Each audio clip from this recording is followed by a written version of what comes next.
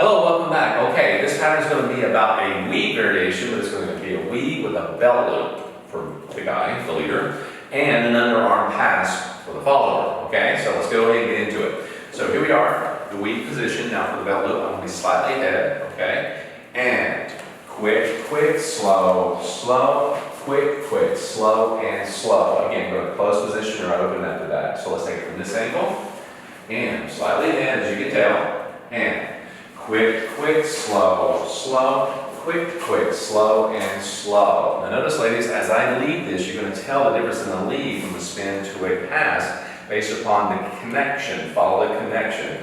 If you need more detail, go to the private lesson style videos, because this will help out a lot to determine what's the difference between the two leads to understand, all right? So it's very leadable. Ready?